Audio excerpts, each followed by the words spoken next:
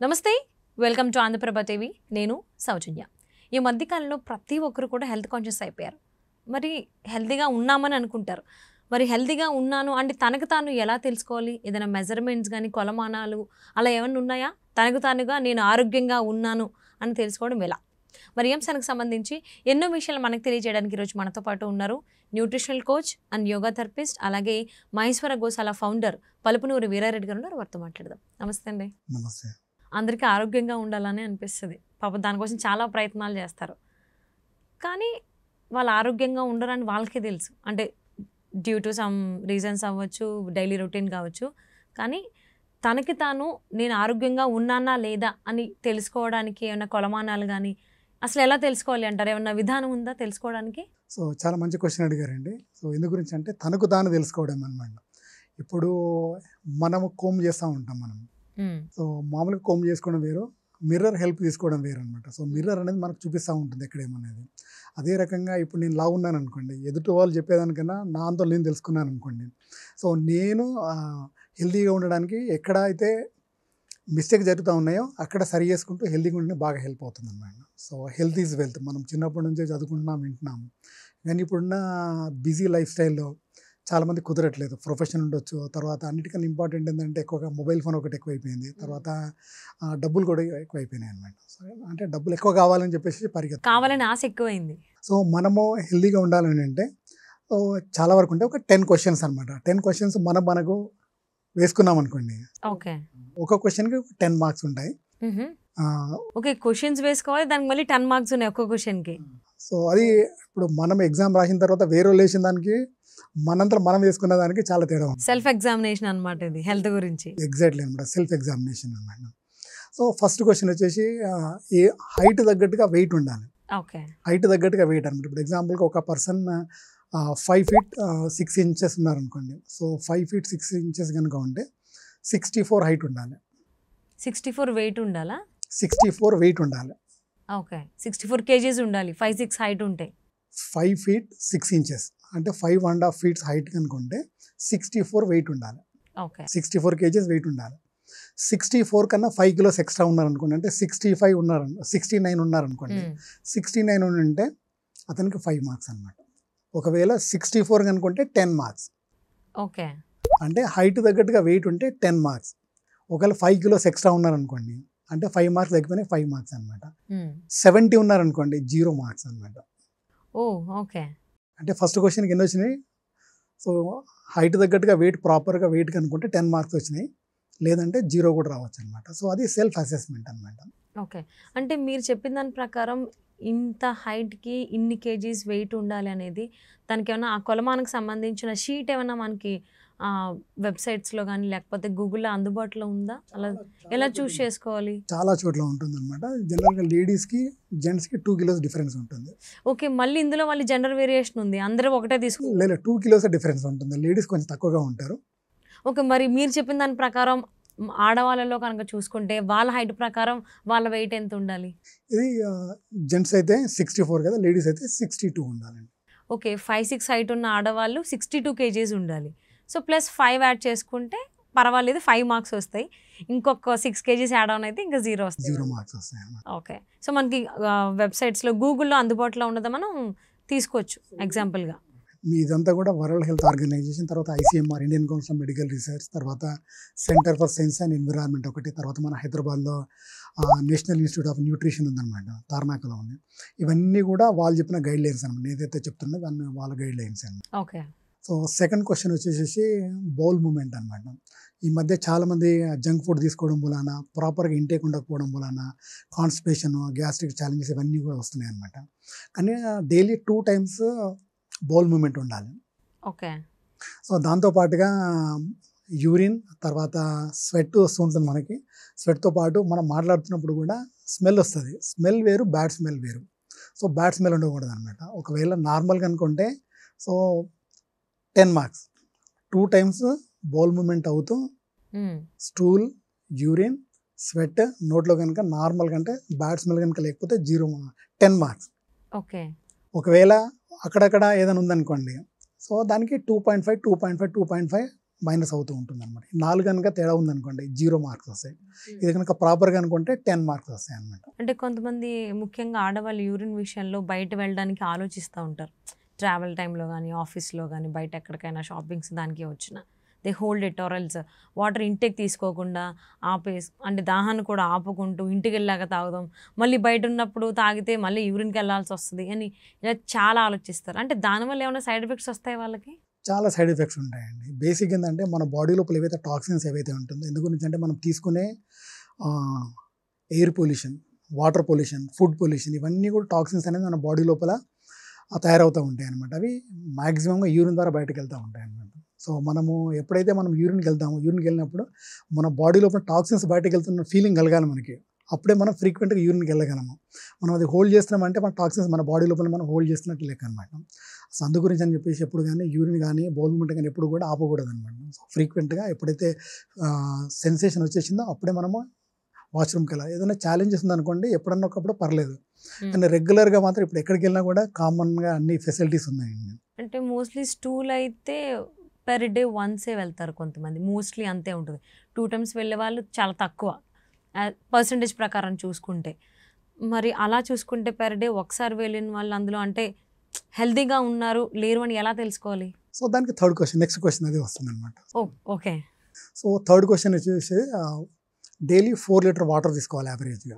Okay, 4 liters. 4 litres overall whole డేలో 4 liters, ఒకటేసారి 4 liters కాదు. సో ఫస్ట్ మార్నింగ్ లేవగానే 1 లీటర్ గోరువెచ్చని నీళ్ళు, గోరువెచ్చని నీళ్ళు తీసుకున్న తర్వాత అప్పుడు మ్యాక్సిమంగా బౌల్ మూమెంట్ అయిపోతుందండి.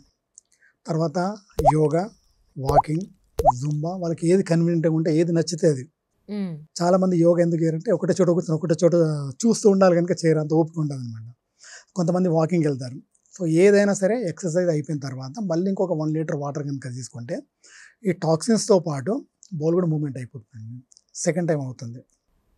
ఓకే, అవునా? సో అంటే బ్రేక్ఫాస్ట్ కంటే ముందే 50% మనం 2 లీటర్స్ వాటర్ ఇంటేక్ తీసుకున్నాం మనం. అవును. సో అండ్ దట్ టు అంటే విత్ ఇన్ 1 hourలో మనం 2 liters వాటర్ తీసుకోవచ్చా? 1 hour కన్నా మార్నింగ్ లేస్తారు కదా, మార్నింగ్ లేచినప్పుడు మీరు వాటర్ తీసుకుంటారు. అవును. వాటర్ తీసుకున్న తర్వాత రెడీ అవుతారు, ఒక 20-30 minutes పడుతుంది. తర్వాత ఒక 1 hour వాకింగ్ కానీ ఎక్సర్సైజ్ కానీ ఏదైనా అవుతుంది. అంటే ఒక 1.5 hour నుంచి 2 hours అనమాట. సో మీరు ముందు తీసుకున్న వాటర్ అంతా కూడా బాడీ యూజ్ చేసుకుంటుంది. తర్వాత మళ్ళీ 1.5 hour 2 hours తర్వాత మళ్ళీ ఇంకొక 1 లీటర్ వాటర్ తీసుకుంటారు. వాటర్ తీసుకున్నప్పుడు బాడీ లోపల టాక్సిన్స్ అనమాట. సో టాక్సిన్స్ తర్వాత స్టూల్ కూడా, స్టమక్ కూడా క్లియర్ అయిపోతుంది. అంటే బ్రేక్ఫాస్ట్ కంటే ముందే 50% వాటర్ మీరు తీసుకున్నారు మీరు. తర్వాత బ్రేక్ఫాస్ట్లో మీరు ఏదైతే రెగ్యులర్గా బ్రేక్ఫాస్ట్ తీసుకుంటారో బ్రేక్ఫాస్ట్ టైమింగ్స్ అనమాట. సో బ్రేక్ఫాస్ట్ కంటే ముందు ఒక 1 hour ముందు, 50 minutes ముందు, బ్రేక్ఫాస్ట్ తర్వాత ఒక 1.5 hour తర్వాత వాటర్ తీసుకోవాలి. సో బ్రేక్ఫాస్ట్ ఎగ్జాంపుల్గా ఒక టైంకి తీసుకున్నారు అనుకోండి, ఒకరికి ఒక్కొక్క కన్వీనియంట్ టైం ఉంటుంది. సో కన్వీనియంట్ టైం ఏందో నెక్స్ట్ క్వశ్చన్లో వస్తుంది. బ్రేక్ఫాస్ట్ తర్వాత బ్రేక్ఫాస్ట్ నుంచి లంచ్ వరకు ఒక 1 లీటర్ వాటర్ అనమాట. అంటే జనరల్గా లేడీస్ అయితే 250 ml, జెంట్స్ అయితే 300 ml అనమాట. వాళ్ళ ట్యాంక్ కెపాసిటీ అంత ఉంటుంది ఇంచుమించుగా. సో అంతకన్నా ఎక్కువ వాటర్ ఒకటేసారి తీసుకున్నారు అనుకోండి ఓవర్ఫ్లో అయిపోతుంది, ఉపయోగం ఏమి ఉండదు. మార్నింగ్ తీసుకునేదేమో వేరే రీజన్లో తీసుకుంటున్నాము, బ్రేక్ఫాస్ట్ అయిపోయిన తర్వాత తీసుకోవడానికి బాడీ యూజ్ చేసుకోవడానికి అనమాట. ఓకే. సో బ్రేక్ఫాస్ట్ నుంచి లంచ్ వరకే 1 లీటర్ తీసుకున్నారు. సో లంచ్ కంటే ఒక 40 minutes ముందు తీసుకున్న తర్వాత లంచ్ అయిపోయింది, మళ్ళీ లంచ్ తర్వాత 1.5 hour అనమాట. 1.5 hour నుంచి మళ్ళీ డిన్నర్ కంటే 40 minutes ముందు ఇంకొక 1 లీటర్ వాటర్ తీసుకున్నారు. అంటే ఇంచుమించుగా 4 లీటర్ వాటర్ తీసుకున్నారు. డిన్నర్ అయిపోయిన తర్వాత తీసుకోవాలనుకుంటే 100 ml 200 ml వరకు తక్కువ అనమాట. ఎందు గురించి అంటే నైట్ టైం లోపల పొట్టను ఖాళీగా ఉంచాలి. ఈ రకంగా రోజుకి 4 లీటర్ వాటర్ కనుక తీసుకుంటే 10 మార్క్స్ అండి. ఒకవేళ 2 లీటర్ వాటర్ తీసుకున్నారు అనుకోండి 5 మార్క్స్ అనమాట. సో ఈవెన్ 1.99 లీటర్ వాటర్ తీసుకున్నా కూడా 0 మార్క్స్ అనమాట. ఓకే. సో అంటే ఒక వ్యక్తి, అది ఆడవాళ్ళు కావచ్చు మగవాళ్ళు కావచ్చు, ఒక గంటలో ఎన్ని లీటర్స్ ఆఫ్ వాటర్ తాగాలి? లేడీస్ అయితే 250 ml, జెంట్స్ అయితే 300 ml. అంటే గంటకి 250 ml మాత్రమే తాగాలి, అంతకు మించి తాగకూడదు. తాగితే ఏమవుతుందంటే ఓవర్ఫ్లో అయిపోతుంది, వెళ్ళిపోతుంది, బయటకు వెళ్ళిపోతుంది, ఉపయోగం ఏమి ఉండదు, యూరిన్ ద్వారా బయటకు వెళ్ళిపోతుంది, బాడీ అనేది అబ్జర్వ్ చేసుకోదు. అంటే కొంతమంది నేను విన్నా per day 4 liters of water తాగాలని చెప్పేసి ఆవిడ కూర్చుని అదే పనిగా 4 liters ఆఫ్ వాటర్ ఒకేసారి తాగేశారు ఆవిడ. సో దానివల్ల చాలా హెల్త్ ఇష్యూ అయింది, ఆవిడ హాస్పిటలైజ్ అయ్యారు. సో అందుకోసం అని అడుగుతున్నా, ఒక వ్యక్తి ఒక గంటలో ఎన్ని లీటర్స్ ఆఫ్ వాటర్ తాగాలి? లీటర్స్ లేదండి, 250 ml. లేడీస్ అయితే 250 ml, జెంట్స్ అయితే 300 ml. మరి పొద్దున్నే బ్రష్ చేసిన తర్వాత పరగడుపున 1 లీటర్ వాటర్ తాగొచ్చన్నారు. అది మన బౌల్ మూమెంట్కి మనము నైట్ టైం లోపల 8 అవర్స్ మనం వాటర్ తీసుకోము. అప్పుడు మన బాడీకి వాటర్ ఎక్కువగా అవసరం ఉంటుంది అనమాట. సో అప్పుడు బాడీ అబ్జర్వ్ చేసుకుంటుంది. తర్వాత స్టూల్ మూమెంట్ కూడా హెల్ప్ అవుతుంది అనమాట. తర్వాత మళ్ళీ మనము వాకింగ్ అండ్ ఎక్సర్సైజ్ అని చేసాం మనము, స్వెట్ ద్వారా బయటకు వెళ్ళిపోతుంది. తర్వాత ఇన్హేల్ ఎక్సెల్ ద్వారా బయటకు వెళ్ళిపోతుంది అనమాట. అప్పుడు బాడీకి రిక్వైర్మెంట్ ఉంటుంది, అప్పుడు మనం తీసుకుంటాం. తర్వాత బ్రేక్ఫాస్ట్ అయిపోయిన తర్వాత మనము ఏం పని చేస్తాం, మనం ఆఫీస్లో కూర్చొని పని చేస్తాం, మనం ఏసీలో కూర్చుంటాం. ఇంకా అప్పుడు మనం వాటర్ తీసుకున్న వాటర్ మన బాడీ అబ్జర్వ్ చేసుకుంటుంది. ఎక్కువగా తీసుకుంటే ఓవర్ఫ్లో యూరిన్ ద్వారా బయటకు వెళ్ళిపోతుంది, అంత ఉపయోగం ఏమి ఉండదు. సో ఈ రకంగా డైలీ 4 లీటర్ వాటర్ తీసుకోవాలి. సో మరి యూరిన్‌లో కానీ, స్టూల్‌లో కానీ కలర్ చేంజెస్ బట్టా? లేకపోతే అసలు ఎలా ఐయామ్ హెల్తీ అని ఎలా తెలుసుకోవాలి అంటారు? అది డిఫరెంట్ అండి. మామూలుగా కొంతమంది మెడిసిన్ వాడినప్పుడు యూరిన్‌లో కలర్ వస్తుంది, అది వేరు. కానీ నీకు 4 లీటర్ వాటర్ తాగితే యూరిన్ అనేది నార్మల్ కలర్ ఉంటుంది. మీరు ఎక్కువసేపు వాటర్ తాగలేరు అనుకోండి, మామూలుగా మీరు కుండి ఉంటుంది కదా, కుండి వైట్ కలర్లో ఉంటుంది, అక్కడ డిఫరెన్స్ కనబడుతుంది మనకి.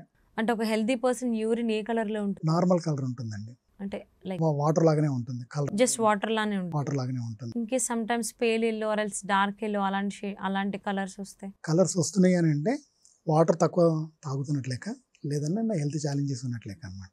అంటే స్టూల్‌లో కూడా కలర్ బేస్‌ని చేసుకుని మనం హెల్తీ ఆర్ నాట్ అని డిసైడ్ చేసుకోవచ్చా? చేసుకోవచ్చు. అంటే దానికి బీట్రూట్ టెస్ట్ ఉంటుంది అనమాట. ఓ దానికి ఒక టెస్ట్ ఉంది. స్టూల్ నుంచి కూడా మనం తెలుసుకోవచ్చు హెల్తీయా కాదా అని. Oh my God. సో మీరు బీట్రూట్ తీసుకున్నారనుకోండి, ఈవినింగ్ తీసుకున్నారనుకోండి, మార్నింగ్ నీకు బీట్రూట్ కలర్ వచ్చేసేస్తుంది. అంటే ఓన్లీ బీట్రూట్ తినాలా? యాజ్ అ క్యారెట్ మనం రా ఎలా తింటామో ఏవైనా తీసుకోవచ్చు. ఎలా అన్నా తీసుకోవచ్చు బీట్రూట్. బీట్రూట్ని మీరు పైన స్కిన్ తీసేసి మామూలుగా కట్ చేసి పీసెస్ ఒక 1 బీట్రూట్ తీసుకోండి.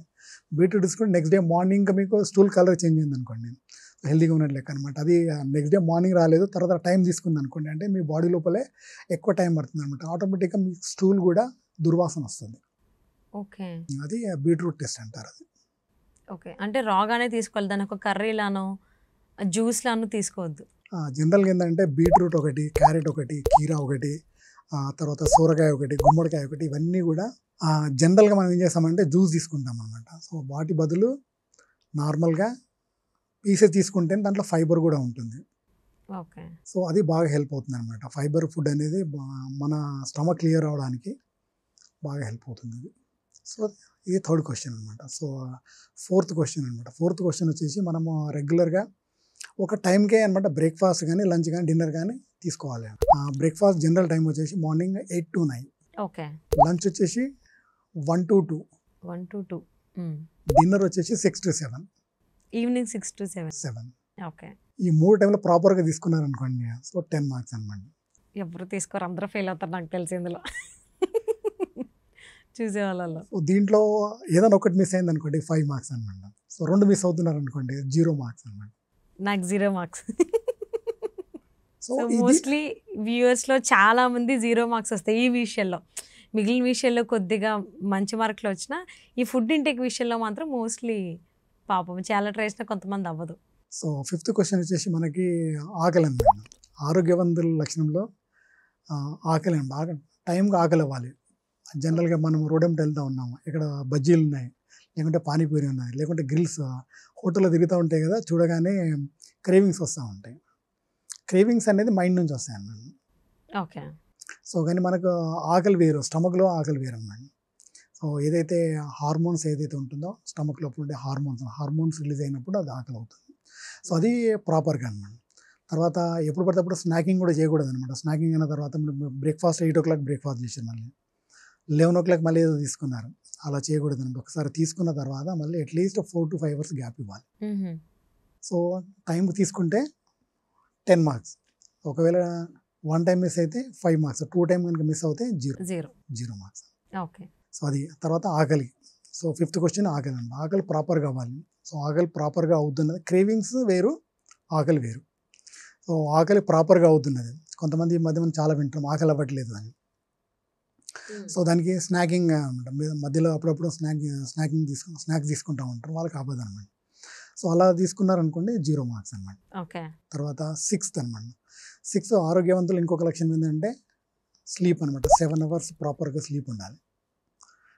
పడుకోగానే 1-2 minutes లోపల నిద్ర వచ్చేసేయాలి.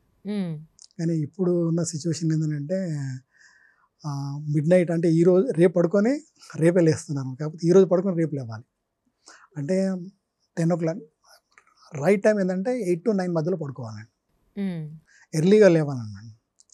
సో పడుకున్నప్పుడు 7 hours ప్రాపర్గా స్లీప్ ఉండాలి. తర్వాత పడుకున్న 1-2 minutes లోపల నిద్ర రావాలి. అలా వస్తుంది అనుకోండి 10 marks అనమాట. లేదు నిద్ర రావట్లేదు, అటు ఇటు పడుకుని బొరులుతా ఉన్నారు, చాలామంది అటు ఇటు బొరులుతా ఉన్నారు, తెల్లవారుజామున నిద్ర వస్తుంది వాళ్ళకి. అవును, 3 ఆ టైం నిద్ర వస్తుంది 4 దానికి రీజన్ ఏంటంటే లేట్గా డిన్నర్ చేయడం అనమాట. ఓకే, లేట్గా డిన్నర్ చేయడం వల్ల. సో ప్రాపర్గా డిన్నర్ చేసి ఏమవుతుందంటే 6 o'clock డిన్నర్ చేసి ఏమవుతుందంటే 3 hours లోపల పుట్ట ఖాళీ అయిపోతుంది. మనం పడుకుంది మన బాడీకి రెస్ట్ ఇవ్వడానికి, కానీ మన బాడీకి రెస్ట్ ఇస్తున్నాం కానీ మన పుట్టకి రెస్ట్ ఇవ్వట్లేదు. అందు గురించి అని చెప్పి మన నిద్ర రాదనమాట. సో ప్రాపర్గా స్లీప్ అనమాట. ప్రాపర్గా స్లీప్ కనుక వస్తే దానికి 10 marks, లేదు అంటే సో దాన్ని చూసి అనమాట మీకు 5 marks వస్తున్నాయి, మీకు 0 marks వస్తున్నాయి, మీరు చూసుకోవాలి. ఓకే. తర్వాత ఎనర్జీ లెవెల్స్ అనమాట.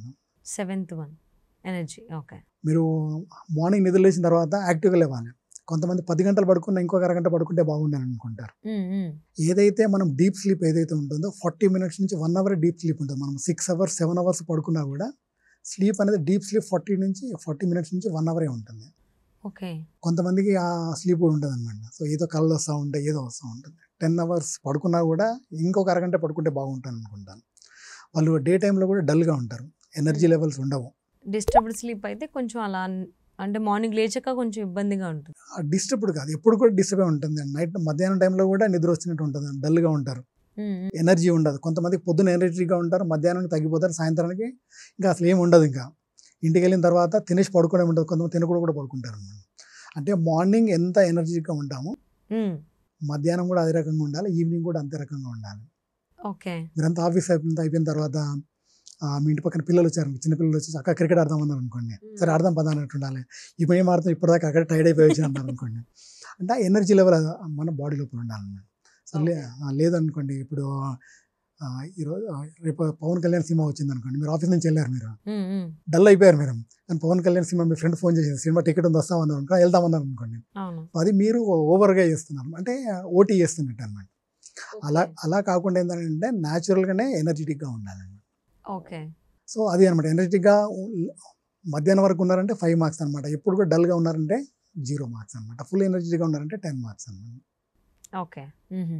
తర్వాత కొంతమంది నెక్స్ట్ క్వశ్చన్ ఏంటంటే బాడీ పెయిన్స్ వస్తూ ఉంటాయి. అంటే జనరల్గా బాడీ పెయిన్స్ లేకపోతే ఎక్కువ స్ట్రెయిన్ అయితే బాడీ పెయిన్స్? జనరల్గా అనమాట. కింద కూర్చోవాలనుకోండి, కింద కూర్చొని లేస్తున్నప్పుడు కూడా బాడీ పెయిన్స్ వస్తాయి. ఓ ఓకే ఓకే. తర్వాత ఎక్సర్సైజ్ చేయాలనుకోండి, ఎక్సర్సైజ్ చేయాలన్నా, యోగా చేయాలన్నా, వాకింగ్కి వెళ్ళాలనుకున్నా కూడా మొత్తం టోటల్గా బాడీ పెయిన్స్ ఉంటాయి అన్నమాట.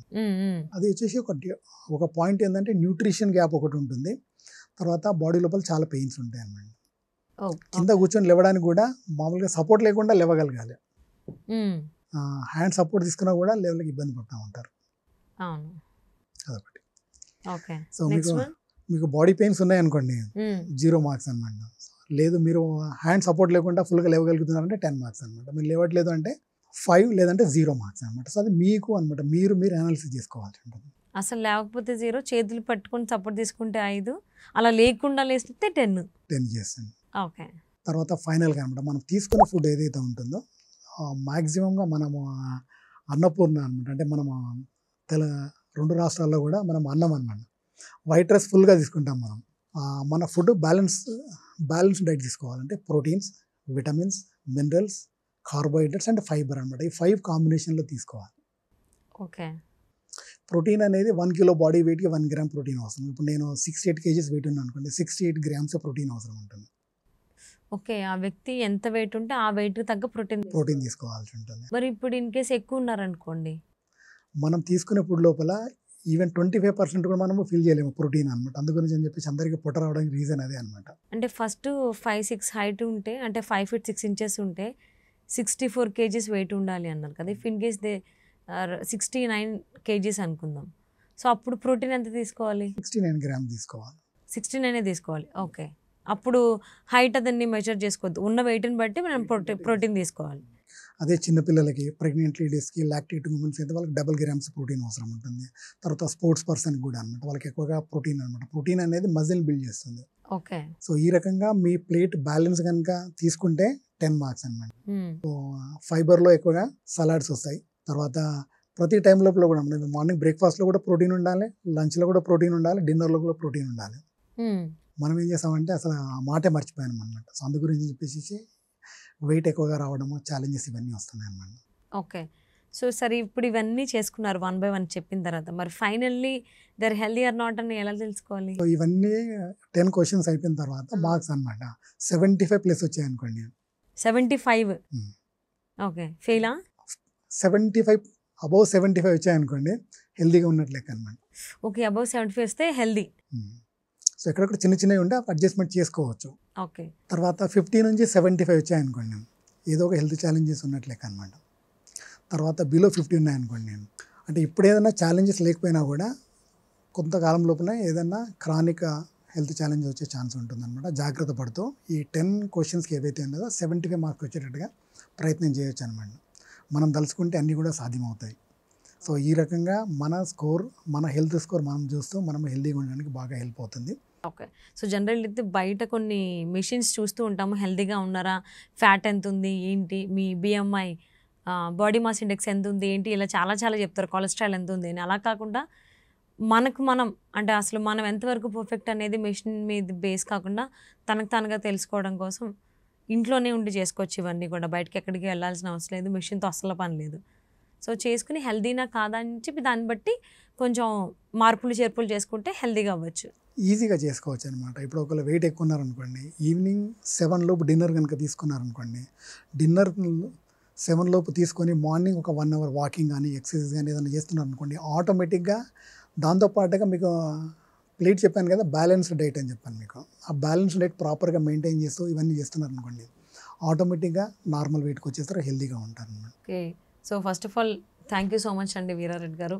సో తనకు తాను ఇంట్లోనే ఉండి తను హెల్దీగా ఉన్నారా లేదా అని చెప్పి తెలుసుకోవడం, అంటే మెషిన్ని చూసితే అంటే మెషిన్ రాంగ్ చెప్పిందేమో, లేకపోతే సమ్టైమ్స్ ఏంటంటే దాంట్లో ఫీడ్ చేసిన దాని ప్రకారమే చెప్తుంది అది. అది మనం ఎంతవరకు మనకి కొలెస్ట్రాల్ కావచ్చు, బిఎంఐ కావచ్చు ఎంత ఉంది ఏంటనేది, దానికంటే ఇదేదో మీరు చెప్పిన మార్గం ఏదైతే ఉందో చాలా బెటర్ అనిపిస్తుంది. సో తనకు తాను తెలుసుకోవచ్చు. థ్యాంక్ యూ సో మచ్ అండి మాతో షేర్ చేసుకున్నాను. ఓకే అండి, నమస్తే.